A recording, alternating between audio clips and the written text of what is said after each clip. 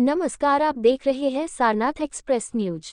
शनिवार को अंतर्राष्ट्रीय कथावाचक सीहोर वाले पंडित प्रदीप मिश्रा मीडिया से रूबरू हुए। इस दौरान उन्होंने पत्रकारों के कई सवालों का जवाब दिया, जिसमें भूपेश सरकार द्वारा चलाए जा रहे गोधन न्याय योजना की जमकर तारीफ किया। साथ ही समलैंगिक विवाह का प्रस्ताव को श्रेष्ठ नहीं मानते हुए आने वाले दिनों में सनातन धर्म को चोट पहुंचाने वाला बताया। देखिए पंडित प्रदीप मिश्रा की पूरी वार्तालाप। मनुष्य के भीतर शिव तत्व रहता है, ऐसा कोई मनुष्य नहीं जिसके अंतर्गत शिव तत्व ना हो। तो हम तो ये कहेंगे कि भगवान कृष्ण की भक्ति करते करते भगवान कृष्ण ने ही, राम ने ही शिव तत्व को प्रदान किया और शिव भक्ति में पहली कथा चांडक परिवार में हुई थी और जब से ये कथाओं का क्रम जारी है और भक्ति का प्रभाव बढ़ा है।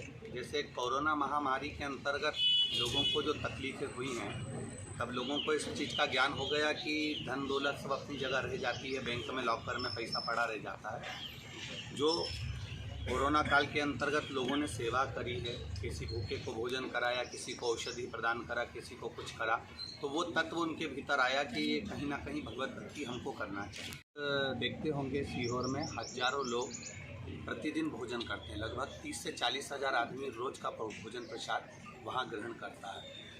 औषधि सेवा, वहाँ पर एक छोटा चिकित्सालय है जिसमें कोई भी लगभग 48 से 50 गांव के लोग लगे हुए हैं कुबरेश्वर धाम के आसपास में, जो वहाँ आकर अपने शरीर का जांच कराना, सेवा लेना, वहाँ से औषधि निःशुल्क रहती है, रुकने की व्यवस्थाएं आदि गाड़ी तकिया सभी निःशुल्क रहता है।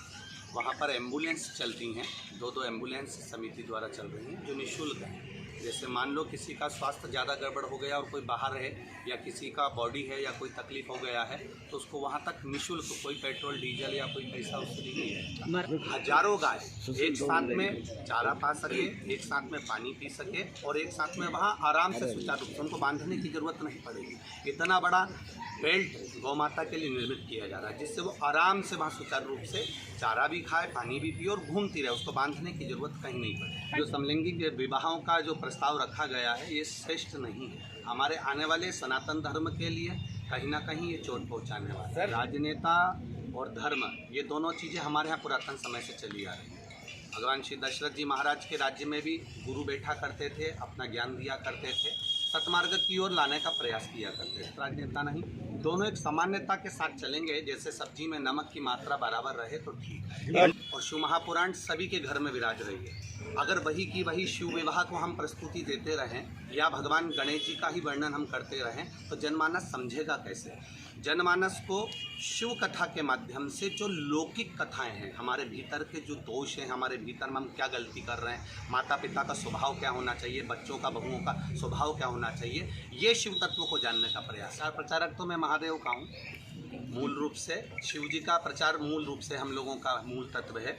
उसमें ये नहीं है कि भाजपा या कांग्रेस के लिए, जो हमारे सनातन धर्म को पोषणता प्रदान करे, जिस पेड़ से हमको छाया मिल रही है उस पेड़ के नीचे अगर जल डालेंगे तो हो सकता है आने वाले समय में वो फल भी दे।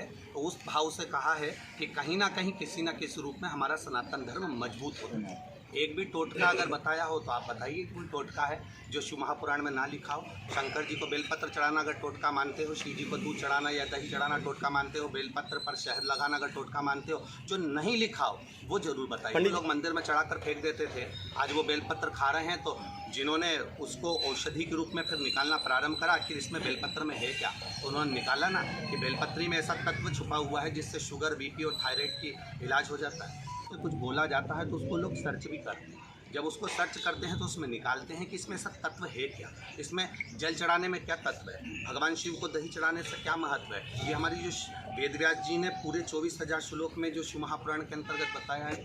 रुद्राक्ष हमने धारण नहीं करवाया, ये हमारे आपने कभी भी हमारे मुख से ये नहीं सुना होगा कि आप रुद्राक्ष को धारण करो। हमारे मुख से ये सुना होगा कि उस रुद्राक्ष को अपने पास में रखिए, उस रुद्राक्ष की महत्वता को जानिए। आप पहन रहे हैं वो मूल है, और मुझे विश्वास है जिसके घर में रुद्राक्ष धीरे धीरे प्रवेश करते जाता है और जो शिव तत्व की ओर जाता है वो अपने आप ही धीरे धीरे मांस मदिरा से दूर होता चले जाता है। कि संविधान को बदलो, हमको हिंदू राष्ट्र बनाना है, ये भजन की लाइन है। आप उसको भजन में देखिए, भजन में ऐसे कई लाइनें आती हैं जिसको हम लोगों को आनंद के साथ गाना पड़ता है, भजन का स्मरण करना पड़ता है। अब उस भजन की लाइन को अगर कोई कैच करता है और उसमें अगर गलती निकालता है तो दुनिया में कोई मनुष्य का शरीर ही ऐसा है कि जिसमें गलतियाँ छांटने के लिए ही हम लोग रहे हो। तो कॉन्वेंट स्कूल जो अंग्रेजों ने बनाए हैं, उन्होंने सारे संसार के लोगों को गुलामी देने के लिए बनाए थे।